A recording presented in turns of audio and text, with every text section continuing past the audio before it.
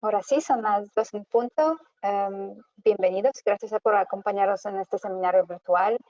Esta es nuestra penúltima sesión de la serie de 5 seminarios virtuales donde se discutirán formas de mejoramiento de la productividad en el sitio de trabajo. Mi nombre es Magdalena Mendu García y yo seré su moderadora en esta sesión. Nuestro invitado del día de hoy, Gustavo Luna, gerente de cuentas regionales en Danfoss, nos platicará de cómo eliminar las posibles causas y problemas que conducen a las fallas prematuras de los componentes y al bajo desempeño de un compresor. Sus micrófonos serán silenciados, más nos pueden enviar sus preguntas por el chatbot que se encuentra en el módulo de GoToWebinar.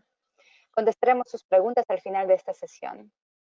Lo último a mencionar es que esta sesión será grabada y estará disponible en nuestro canal de YouTube, Danfoss School US. Ahora sí, estamos listos para comenzar. Muchísimas gracias, Gustavo, y gracias por estar con nosotros este día. Muchas gracias, Mag. Déjame tomarlo por aquí. Buen día a cada uno de ustedes que están aquí presentes. Gracias por atender a este seminario. Este es el número 4 de nuestra serie de 5 seminarios para hacer su día un poquito más productivo. El día de hoy tenemos preparado un tema para ustedes que se llama Consejos para el arranque y puesta en marcha. Tenemos que saber que cada equipo, cuando nosotros lo arrancamos o lo ponemos en marcha o hacemos algún mantenimiento, ya sea preventivo o correctivo, tenemos la oportunidad de detectar o de corregir o simplemente de notar alguna posible falla o alguna posible condición que pudiera desencadenar en alguna falla, principalmente ya sea en algún componente de línea o vamos, mayormente en proteger nuestro compresor. Entonces, en el día de hoy, eso es precisamente lo que vamos a cubrir. Cómo identificar en un compresor y en componentes claves del sistema posibles causas que pudieran llegar a desencadenar una falla temprana, ¿sí? Veremos un poquito de la introducción, veremos lo que son los principios de funcionamiento del compresor y de la TXV como componentes principales. Veremos cómo podemos revisar y tratar de eliminar o de proteger de fallas a nuestro compresor, tanto ya sea fallas eléctricas o chequeos en cuestión de presiones o temperaturas que podamos ver. Veremos también un poquito de qué es importante revisar o qué es importante hacer cuando nosotros hacemos un vacío y deshidratación de nuestro sistema. Veremos un poquito de qué es el sobrecalentamiento, por qué es importante y por qué nos puede dar, digamos, una idea muy buena sobre si nuestro sistema está preparado para funcionar un largo tiempo o si puede estar disminuyendo el tiempo de vida de acuerdo a la condición del sobrecalentamiento. Veremos un poquito de la falla común que es migración de refrigerantes y dilución de aceite, así como consejos en cuestión de cuando cargas refrigerante y un par de consejitos extra que tengo preparados para ustedes al final de la presentación. Como, como ya les mencionaba, cada que nosotros arrancamos un sistema, que lo ponemos en marcha, debemos hacer, o la recomendación principal, uno de los tips que yo les puedo recomendar a través de este seminario es realiza un checklist de los puntos que tú vas a revisar en cada sistema. Normalmente cuando arrancamos un sistema siempre hay puntos bien definidos o temas bien definidos que tienes que checar, que si a veces batallas o no lo checas, podría desencadenar en alguna falla en el compresor, tal como es, por ejemplo, checar que tenga suficiente subcooling, tratar de checar que tengas suficiente sobrecalentamiento, que no tengas ningún componente que esté obstruido dentro del sistema. Y bueno, básicamente la idea es que tú lleves un patrón, ¿sí? Porque entre más rutinario sea tu check-up que hagas en tu sistema, más fácil va a ser que no omitas o que no evites pasos a realizar cuando estás poniendo en marcha un compresor. Si no llevas un orden, es probable que por estar saltando pasos, estar checando diferentes cosas, puedas omitir algún chequeo o algún punto que posteriormente puede desencadenar en alguna falla hacia tu compresor. En este caso, si ven el ejemplo, les muestro un rotor que está completamente quemado, donde el aceite estuvo trabajando sobrecalentado, probablemente algún destello de gas por un filtro tapado que no fue checado al principio o a la hora de instalar o en cualquier mantenimiento preventivo que tú realizaste en ese sistema. Ahora, para funcionar correctamente y tener una larga vida útil, los componentes tanto del sistema como compresores, reguladores de presión, válvulas, filtros, requieren una carga adecuada de refrigerante. Verificar las funciones, las presiones, digamos, de flujo de aire, los ajustes en las configuraciones del control de presión, tanto de alta como de baja, antes de que el sistema, digamos, pueda funcionar correctamente. Una pieza bien clave que veremos un poquito más adelante es los voltajes en el compresor. El voltaje es una medición crítica que tú tienes que tomar antes de poner en marcha el compresor para asegurarte que no vas a tener una falla prematura. Como en este caso, un bajo voltaje te puede traducirse en alta corriente de consumo en tu compresor. Una alta corriente de consumo va a conllevar una temperatura alta del embobinado, y una temperatura alta del embobinado, como ustedes saben, puede reducir en gran medida la vida útil del motor, en este caso la vida útil de tu compresor. Cabe señalar también que, por ejemplo, controles de presión por sí mismos no van a evitar que un compresor falle o que tenga una quema o que se vaya a dañar si no están calibrados correctamente. O sea, si tú tienes, por ejemplo, un problema en la unidad que tiene una deficiencia o un flujo de aire deficiente, y tú, bueno, revisas si es alta condensación de presión. Si tú tienes un control de alta presión bien ajustado, bien calibrado al valor que debe tener, posiblemente lo puede detectar esa deficiencia en el flujo de aire y no conllevar a un compresor reemplazado o a un alto costo de garantía o de pérdida de tiempo o de evolución de llamadas o de reputación dañada en tu sistema. Simple y sencillamente con calibrar correctamente o checar que tu control de presión tenga el valor correcto en su calibración. ¿Cuál es el valor correcto? Bueno, posteriormente tengo un slide que voy a hablar un poquito acerca de ello para ver si lo podemos dejar un poquito más claro. Hablando del compresor, el compresor es nuestra parte más crítica del sistema. Como ustedes saben, lo que se encarga el compresor es de hacer hacer que el refrigerante fluya a través del sistema de refrigeración a través de comprimir gas refrigerante en alta temperatura y alta presión, ¿sí? Esa alta temperatura o esa alta presión tiene que ser dentro de un rango de valores establecidos. Por ejemplo, si tú tienes una temperatura de descarga que va por encima de los 280 grados, tú puedes estar seguro de que estás descomponiendo tu aceite y que muy pronto no tendrás lubricación correcta para ese compresor. Es decir, que muy prontamente se puede dañar. Esa alta temperatura puede, digamos, ya sea dañar tu compresor mecánicamente, puede, requemar el aceite y impedir que lubrique correctamente, o bien esa alta temperatura, ya sea por pérdida de refrigerante o por alguna otra razón, puede acarrear una alta temperatura en el devanado de tu motor. Es decir, esa alta temperatura en el devanado del motor puede generar que el esmalte de protección o el aislamiento se derrita y genere un cortocircuito o se interrumpa la corriente en ese motor. Y si eso pasa, pues obviamente tú estás firmando la sentencia para ese compresor. Enfriamiento del compresor es muy importante, como ya lo he mencionado y no me cansaré de mencionarlo. Si tienes suficiente gas de retorno que esté llegando al motor, ese gas va a enfriar el motor, va a enfriar tu compresor y lo va a mantener trabajando en óptimas condiciones. Si tú no tienes suficiente gas retornando en la succión, puede hacer que tu compresor empiece a trabajar de una manera sobrecargada, lo cual conllevará a otras fallas como es una quema del compresor o otro tipo de fallas. Cabe también señalar que una de las cosas que tú tienes que checar si estás en un preventivo o en un chequeo en sitio es que el compresor no esté, digamos, el protector térmico no esté abierto en ese compresor, porque muchas de las veces, 90% de las fallas que están relacionadas en el compresor pueden eliminarse o son relacionadas con la aplicación que tú lo tienes. Y parte de ese 90% que regresa, digamos, en garantía o por chequeo en garantía, no se encuentra nada malo con ese compresor, simplemente fue el protector térmico que abrió y protegió a su compresor como debería ser. Pero eso fue diagnosticado malamente como un compresor malo y te conllevó, digamos, a cambiar ese compresor, lo cual es pues un costo muy alto para el cliente, un costo, digamos, alto de llamada para ti y tal vez un costo que realmente es innecesario en muchas de las ocasiones.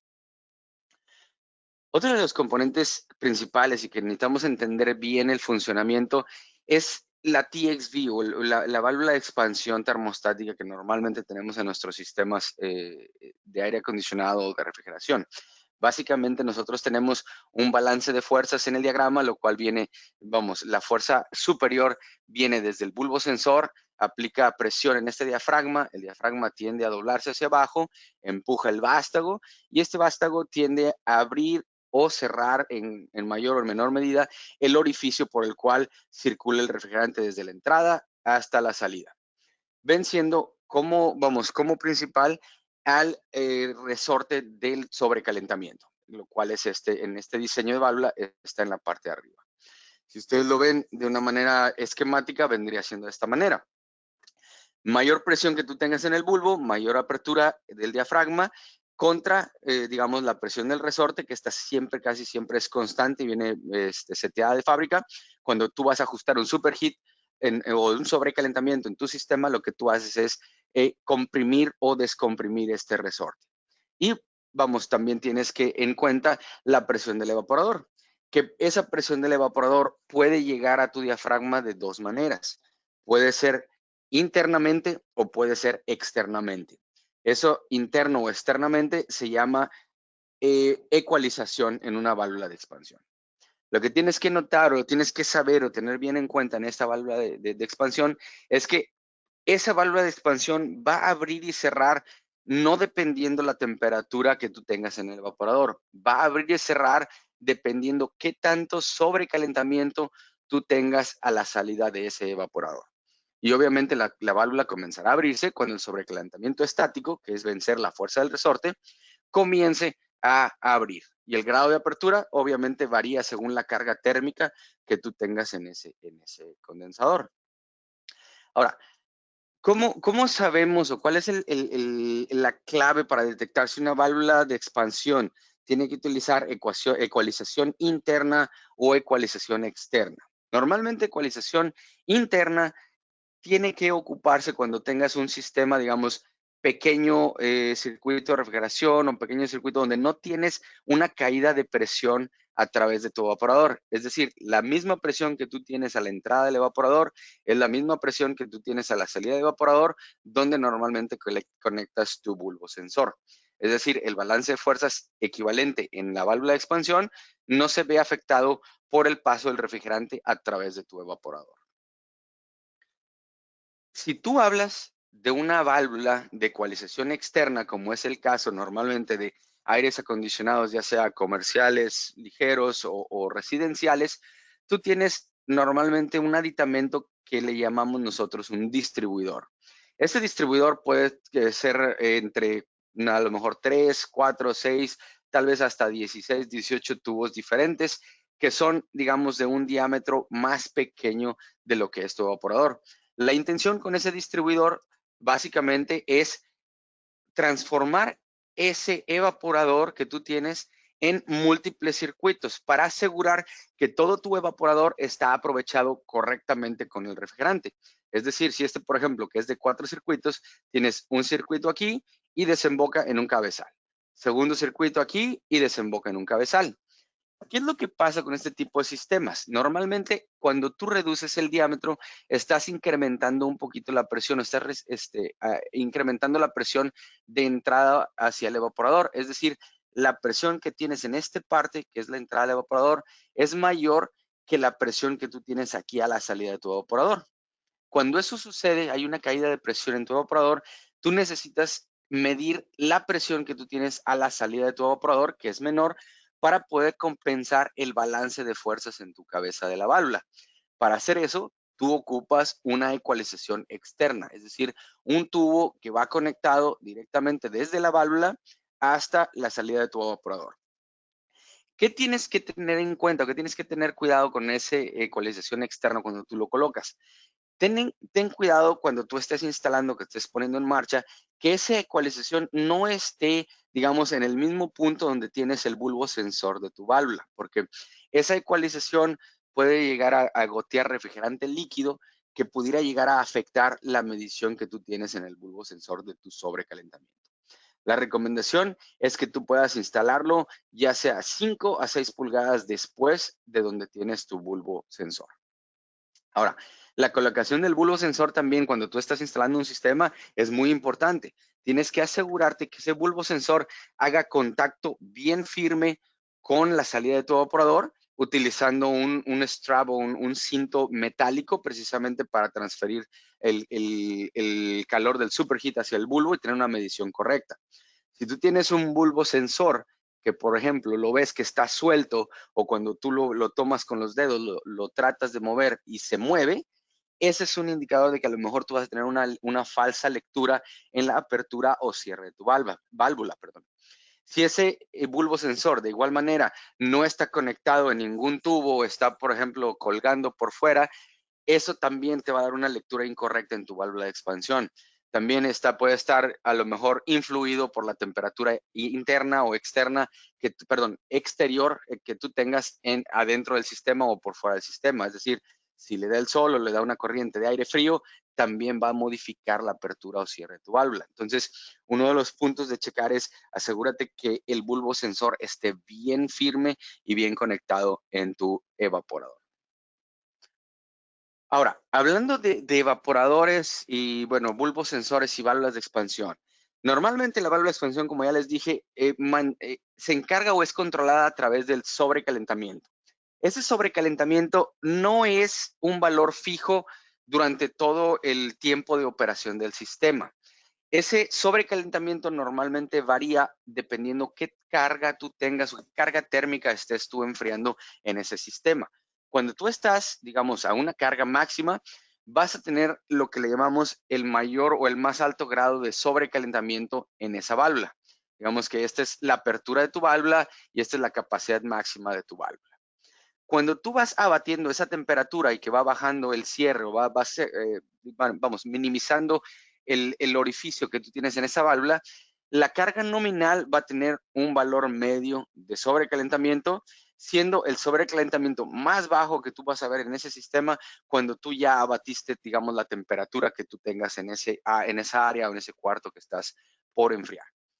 En este punto, si tú por alguna razón tuvieses que ajustar el sobrecalentamiento, la recomendación es que tú lo hagas cuando tengas una baja carga en tu sistema. No lo hagas cuando tengas una carga máxima porque, como tú lo ves en la gráfica, conforme vas llegando a carga baja, ese sobrecalentamiento tiende a reducirse.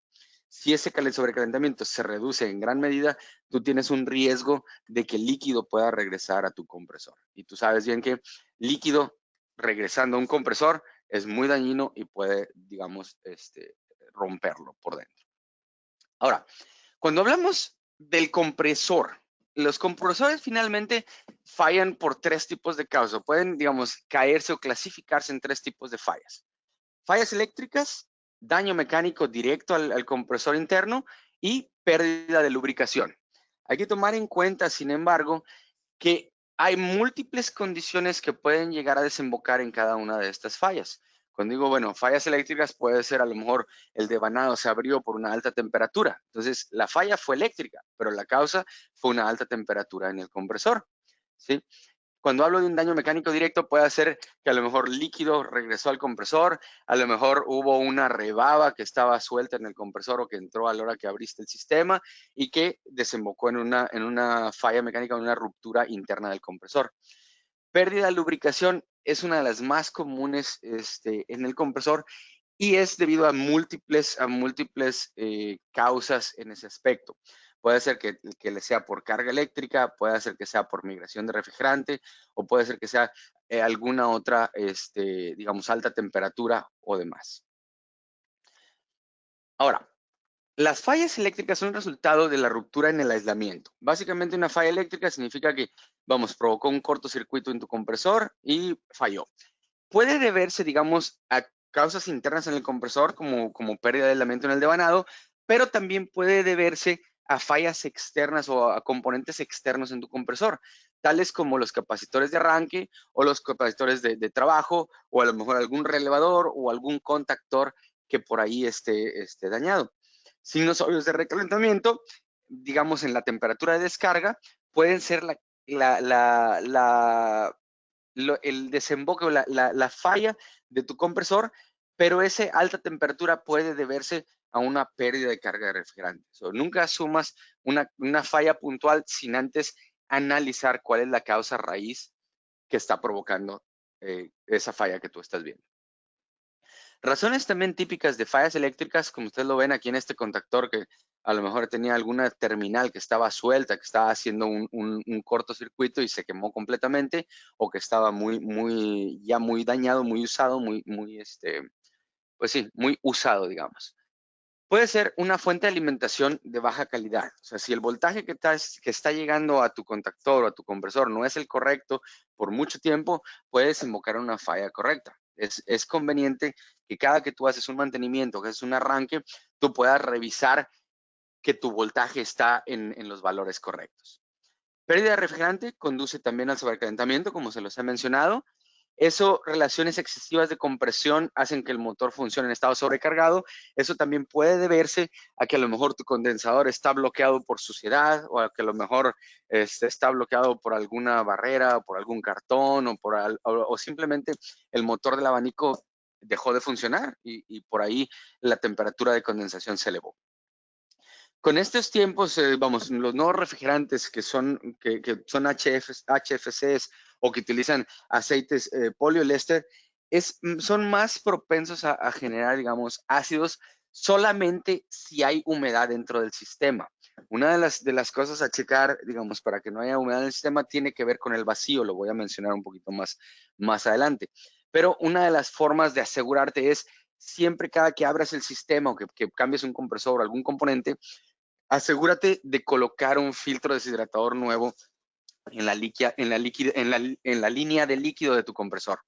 Si el compresor se quemó, el compresor anterior, y estás cambiando un compresor quemado, también asegúrate de colocar un filtro de succión en la parte antes de entrar al compresor. Te va a ayudar a reducir posibles fallas a futuro, ¿sí? Siempre utiliza un filtro de alta calidad, tal como el que Danfoss te ofrece. La mayoría de estas causas se pueden evitar, ustedes lo saben. Ahora, si checamos voltaje y corriente, una de las cosas que es un indicador inmediato es si el compresor a la hora de arrancar tarda en arrancar o hace un sonido, digamos, fuerte antes de arrancar y luego arranca, probablemente tienes un problema con algún capacitor o probablemente el voltaje no es el adecuado para ese compresor o está muy por debajo del valor requerido. Básicamente las medidas de valores de voltaje las recomienda el fabricante.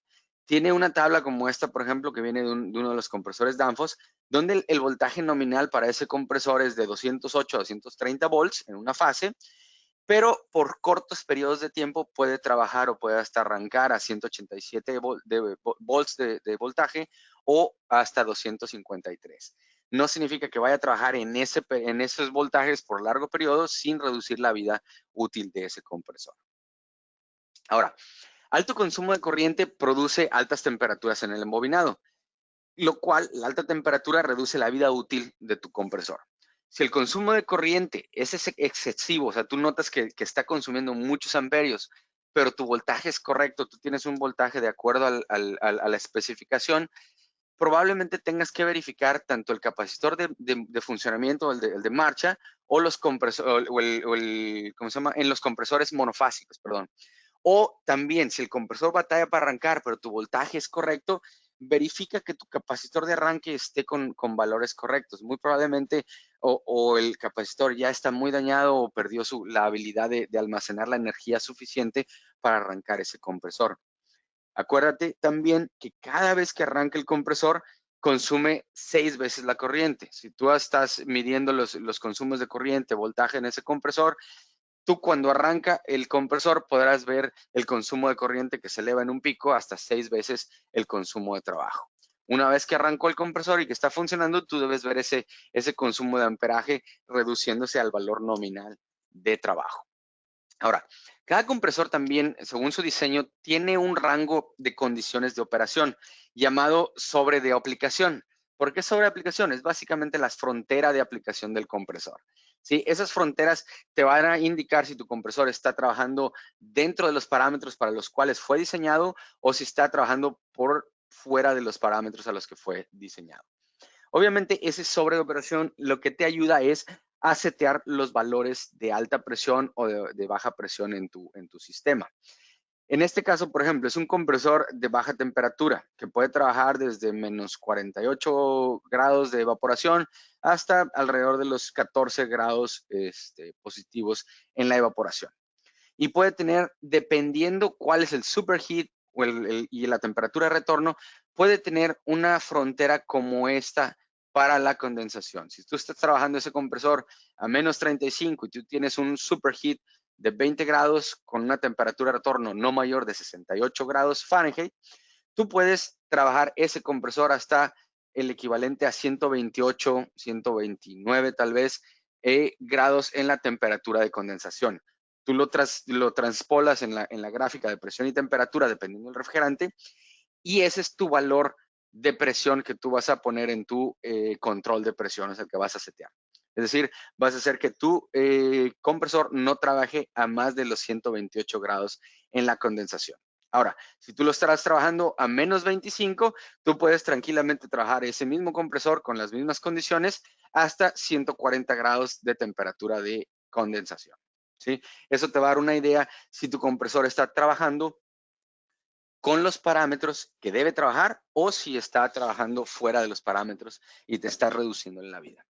Una de las cosas que también puedes hacer si tú notas que la temperatura de descarga se está elevando demasiado, tú puedes colocar un, digamos, termostato de descarga. Básicamente el termostato de descarga es un dispositivo de protección para tu compresor. Ese tipo de control de presión, de temperatura, básicamente lo que va a hacer es medir que tu compresor, la descarga de tu compresor no se eleve por encima normalmente de los 260 a 265 grados Fahrenheit, porque una temperatura mayor puede desembocar en alguna pérdida de la capacidad de lubricación de tus aceites o un compresor trabajando, digamos, sobrecargado.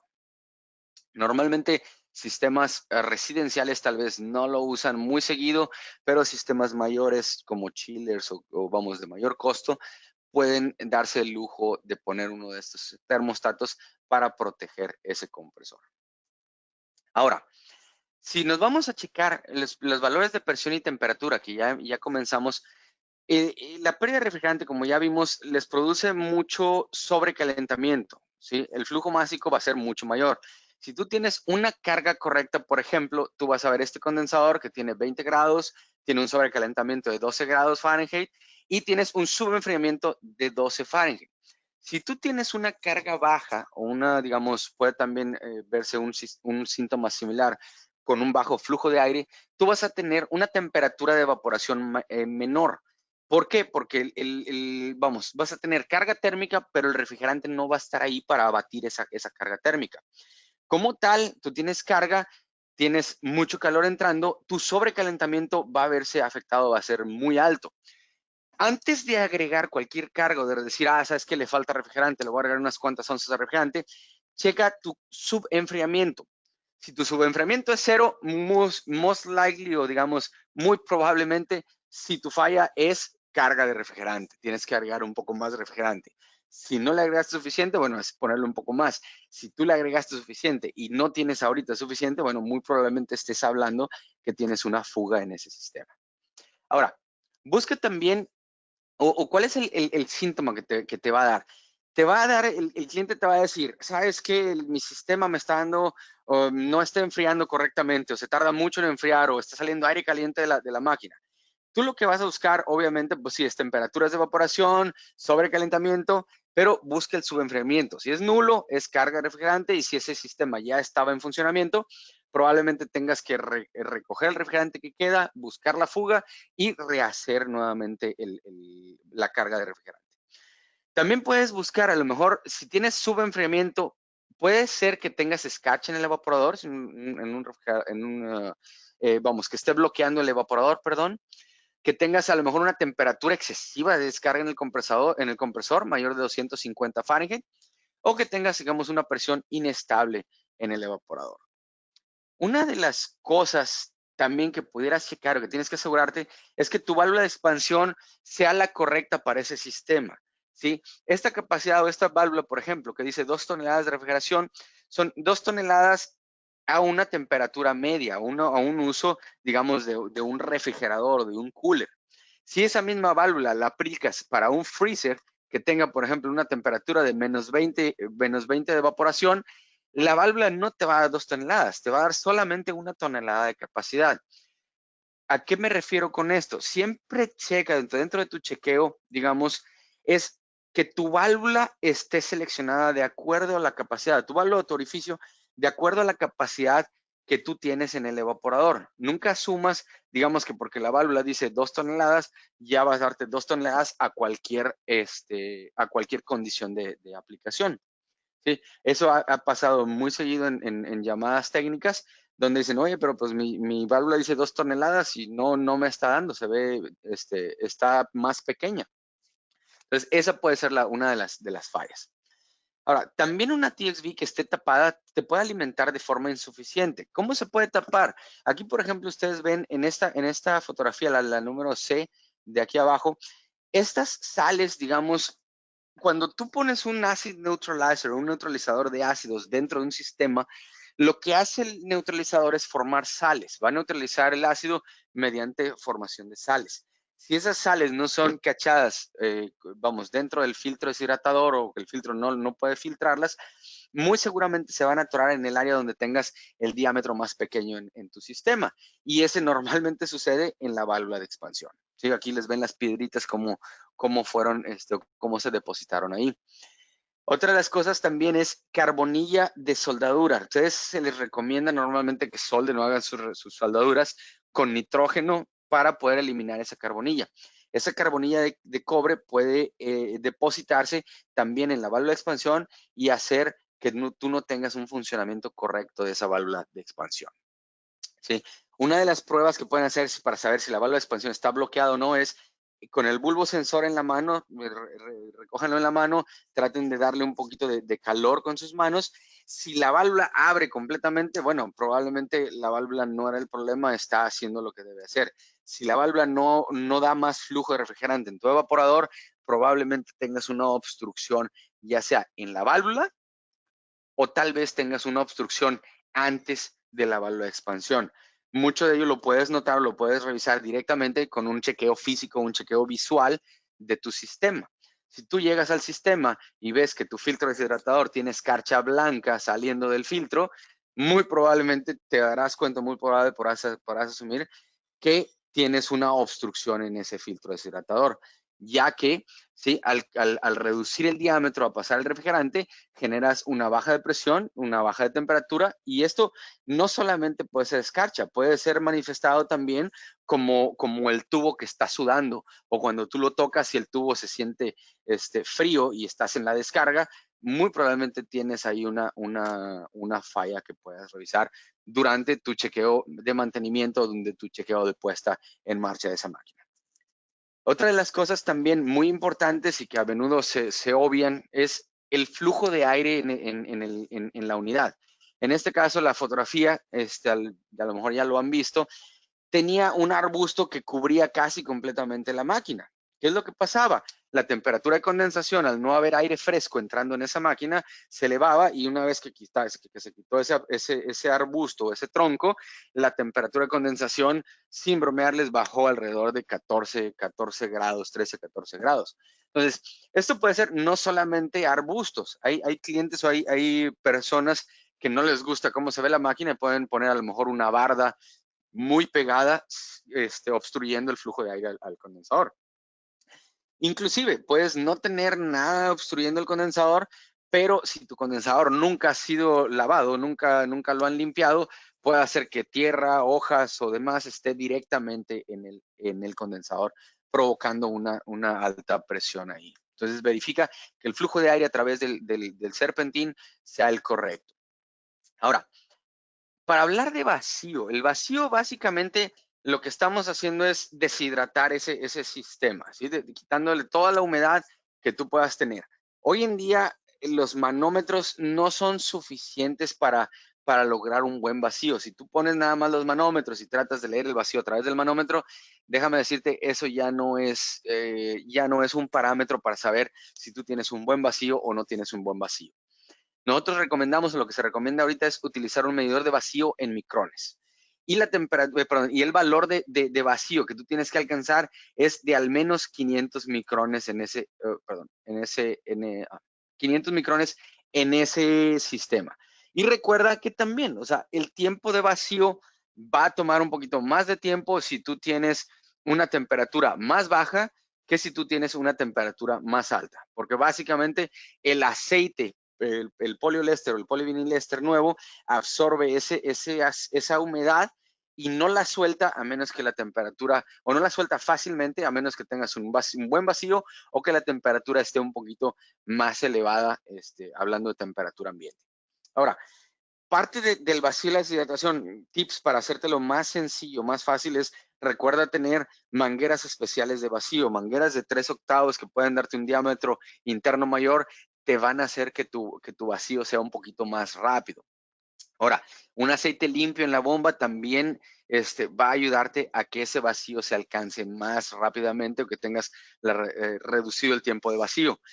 Una de las cosas también bien importantes es cada que abres los componentes, asegúrate como parte de tu rutina. Si tú vas a instalar un compresor nuevo, asegúrate de no quitar los tapones de ese compresor hasta que lo vas a colocar directamente en la máquina.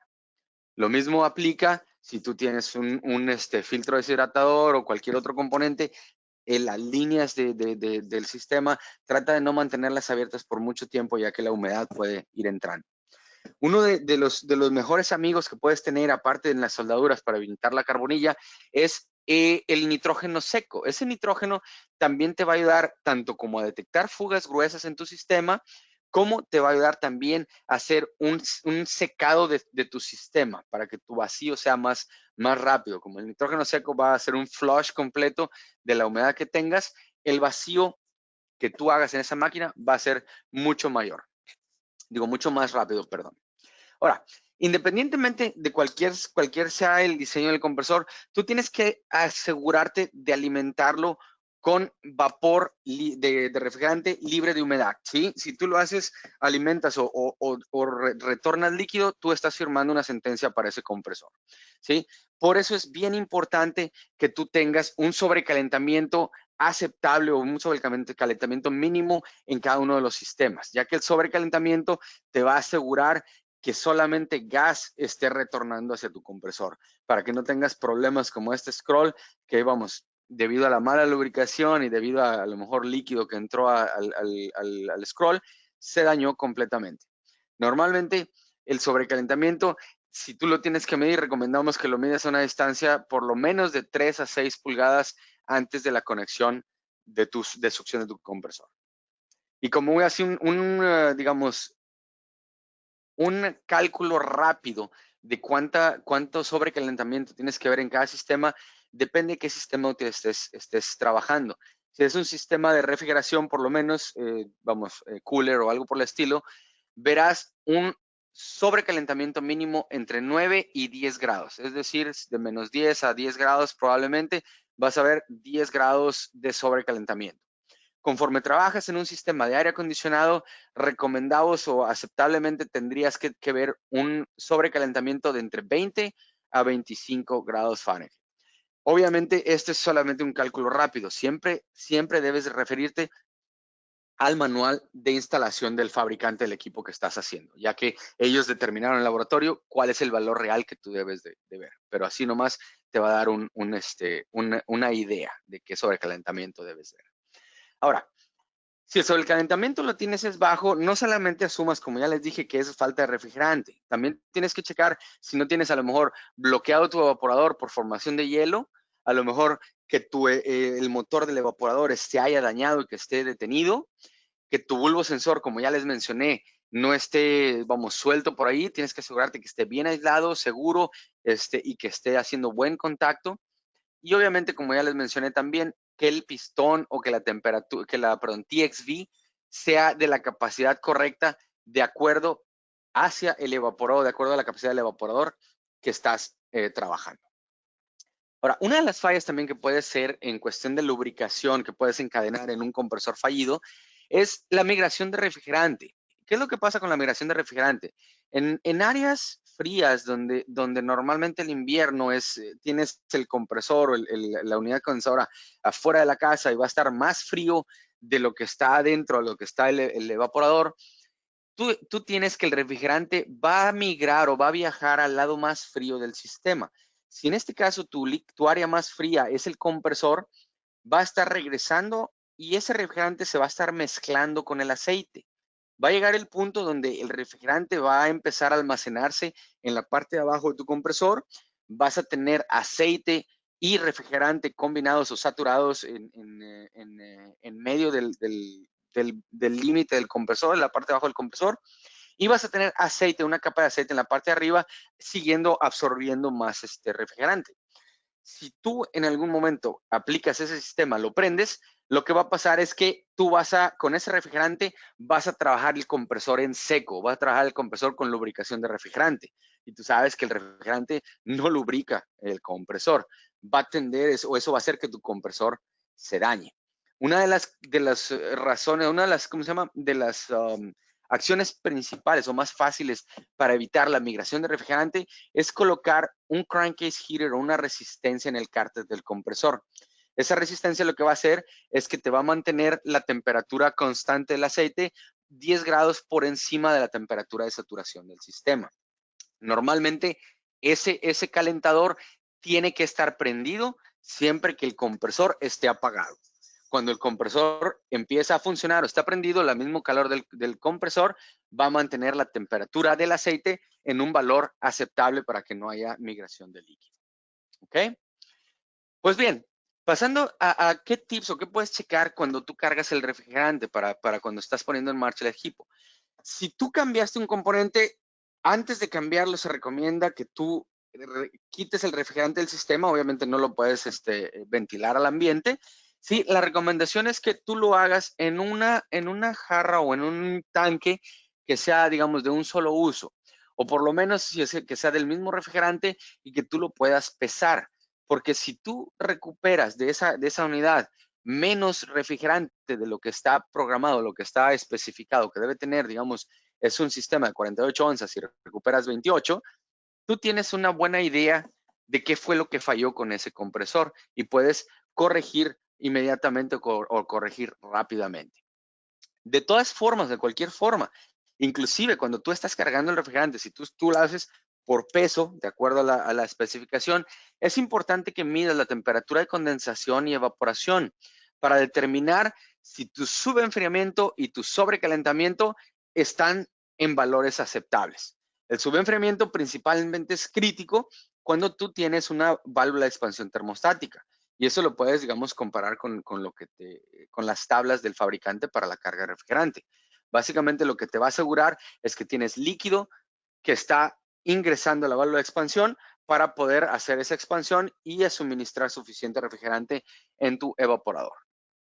Cuando aumentas la carga de refrigerante, también aumentas el subenfriamiento que tú estás haciendo. Obviamente, si tú tienes un sistema que le pusiste carga de más o refrigerante de más, que tú dijiste, por si acaso le pongo un poquito de más, lo que estás haciendo es incrementar el diferencial de presión o tanto el subcooling, pero como el diferencial de presión en tu condensador. Mayor diferencial de presión, por ejemplo, la temperatura de condensación se va a elevar a 110 grados Fahrenheit y tú tienes una temperatura en el líquido de 96, pues sí, tienes un buen subcooling, tienes 14 grados de subcooling, pero esa temperatura alta va a hacer que tu compresor trabaje un poquito más forzado. ¿Qué es lo que hace cuando un compresor trabaja forzado? Pues la vida útil de ese compresor se va reduciendo. Las tablas de carga del refrigerante están diseñadas precisamente para encontrar el balance de carga adecuado para un rendimiento que sea óptimo en el sistema, que no tengas ni mucho carga ni muy baja carga. Por ejemplo, una carga adecuada sería ver una temperatura de condensación de 104 Fahrenheit con una temperatura líquido de 97, lo cual te va a dar un subcooling de alrededor de 7 grados mientras está funcionando el sistema.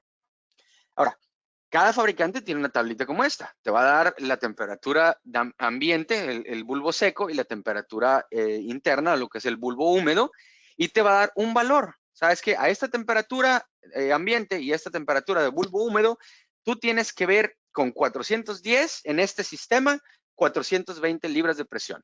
O 11 grados de subcooling, o las dos más bien, ¿sí?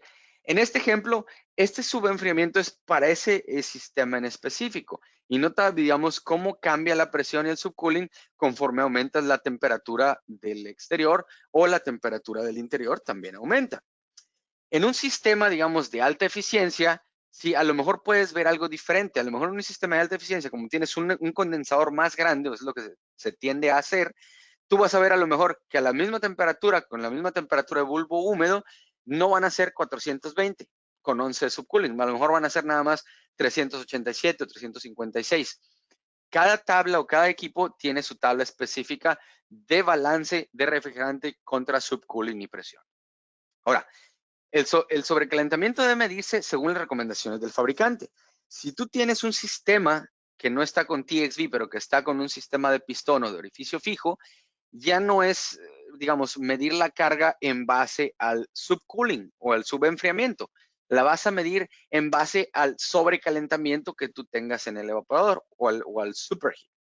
¿Sí? La diferencia de presión es la diferencia entre las presiones de condensación y de evaporación. Básicamente, como el dispositivo de presión es solamente un orificio de tamaño específico, el flujo que va a pasar a través del orificio del pistón va a cambiar o va a depender de la presión de condensación que tú tengas en ese sistema. Mayor es la presión de condensación, mayor va a ser el flujo que tú vas a tener en ese orificio. Menor presión de condensación, menor flujo de tu sistema. Y normalmente también eso ya está casi calculado o está calculado, vamos, por el fabricante de acuerdo a las tablas de carga para ese sistema en específico. Mayor temperatura, menor subcooling tú vas a ver. ¿Sí? Mayor temperatura del evaporador, mayor subcooling, digo, para subenfriamiento tú vas a ver ahí. Y va a haber áreas donde esa tablita no va a funcionar, ¿sí? Para cargar. Tienes que, vamos, esas tablas normalmente son regionales. O sea, no es la misma la tabla de carga que tú tienes en Maryland que la tabla de carga que tú vas a tener en, por ejemplo, en Arizona, donde las temperaturas son más cálidas y secas, hablando de un sistema de pistón. Ahora, con el sistema de pistón también, tú tienes que el superheat va disminuyendo de acuerdo a la temperatura ambiente que tú tienes ahí. Básicamente, entre mayor es la temperatura ambiente, mayor es la presión que vas a hacer circular a ese refrigerante, menor el subenfriamiento, el sobrecalentamiento que tú vas a ver a la salida de ese evaporador, y mayor es el riesgo que tú tienes de que el líquido retorne directamente hasta tu compresor. El sistema normalmente está calculado para que en sistemas cálidos tú tengas el valor de sobrecalentamiento aceptable en ese sistema. Por eso la tablita para acá. Ahora, eso, vamos, son los tips que tú puedes cuando estás haciendo el arranque, cuando estás haciendo algún mantenimiento. Un consejo extra cuando tú arrancas un compresor es asegúrate que está bien montado ese compresor, o que está bien fijo, bien firme, porque ha pasado en más de una ocasión donde o no le das el torque correcto o no pones los grommets correctos de ese compresor. ¿Y qué es lo que pasa? A la hora de estar vibrando ese compresor, de estar funcionando, si se afloja ese tornillo o el grommet no es el correcto, tú puedes ver que el sistema en el menor de los casos va a darte un sonido o un nivel de vibración, de ruido, digamos, mayor, pero en el peor de los casos puede pasar que hasta el compresor se rompa, y si lo tienes en el techo, a lo mejor hasta en el techo te va a hacer un problema ahí porque lo va a romper. Eso aplica también para compresores en tándem o compresores en paralelo. Cada compresor en paralelo tiene que estar fijo hacia un riel firme o rígido, con sus grommets cada uno, y esos rieles también tienen que estar con unos grommets de vulcanizados para que no vibren en ese sistema. Ahora, ya que inspeccionaste o ya que estás en el sistema, inspecciona también el resto de los componentes. No nada más asumas, cambié el filtro deshidratador, no tengo que checar componentes eléctricos. Checa también la caja eléctrica de ese sistema. En este caso, pues bueno, hay mucha suciedad ahí de acuerdo al arbusto que había o ahí, pero lo más gracioso del asunto es que hasta una serpiente envuelta, muerta, por supuesto, se encontró aquí en ese sistema. No wonder, o sea, no me pregunto por qué fallaría ese sistema. Entonces, chécalo. Si eso pasa también, puedes a lo mejor hasta necesitar cambiar ciertos cables o ciertos jumpers para conectar tu capacitor o tus componentes eléctricos. Cuando inspecciones también, normalmente los controles de presión, en el caso, por ejemplo, de los Danfoss, cada control de presión tiene su sistema donde tú puedes probar si el control de presión está funcionando o no está funcionando. Esto es, digamos, en controles de presión ajustables. En controles de presión encapsulados, a lo mejor no vas a tener la manera de hacer esas pruebas, pero si tú tienes un ajustable, busca en un costado del control, tienes que tener, verás un botón que es de prueba para saber si ese control de presión está activando o no está activando. Inclusive en el control de Danfoss tú puedes ver claramente si los contactos están abriendo y cerrando correctamente. En caso de que los contactos no estén abriendo y cerrando correctamente, tú puedes inclusive agarrar un pedazo de lija fina y limpiar el contacto, los puntos de contacto para asegurarte que tú tengas un buen contacto. Y bueno, obviamente, mientras checas el compresor, cuando estás arrancando, cuando estás en mantenimiento, asegúrate que el compresor nunca trabaje, o por lo menos en los scrolls, nunca lo trabajes menos de 20 libras, porque menos de 20 libras tú puedes llegar a vacío muy rápidamente internamente en el compresor y eso te puede generar un cortocircuito dentro del devanado del compresor. Y bueno, básicamente hasta aquí el material que tengo preparado. Mi punto principal, o si algo toman de aquí, es anoten su checklist para cuando hacen un mantenimiento y para cuando hacen una puesta en marcha. Ese checklist les va a asegurar que no omitan ninguno de los consejos que a lo mejor han oído aquí en esta presentación o en alguna otra, ¿sí? Y no confíen en que ustedes son buenos y se pueden acordar. Recuerden, más vale una endeble pluma que una admirable memoria. Muchas gracias y bueno, si hay alguna pregunta, Magda, paso contigo. Gracias, Gustavo, y gracias a todos por acompañarnos. De hecho, Gustavo, tenemos dos preguntas. La primera es, ¿cuándo es que necesito agregar aceite a un sistema? Bueno, básicamente el sistemas de refrigeración comercial, la mayoría de los compresores tienen un side glass instalado ahí en cuestión de comercial. Si el side glass tiene por lo menos un cuartito de aceite, tú no necesitas agregar aceite. El aceite lo necesitas agregar en sistemas, por ejemplo, residenciales, cuando la corrida del tubo de las líneas son demasiado largas o tienes que agregar, digamos, trampas en U o tú sospechas que la caída no es correcta en las líneas y que puedes tener un problema en ese aceite para regresar. ¿Sí? Básicamente también puedes notar cuando tú pones a funcionar el compresor, si comienza a trabajar a demasiada temperatura en la descarga, tú puedes notar que a lo mejor hay un problema ahí de aceite en ese sistema, ¿sí? Normalmente el fabricante te va a decir también si tienes una cierta longitud en tus líneas o tienes que poner ciertas trampas y agrega tal cantidad de aceite, ¿sí? Si es una instalación normal donde estás de acuerdo a los parámetros de instalación del fabricante, tú no tienes por qué agregar aceite en ese sistema.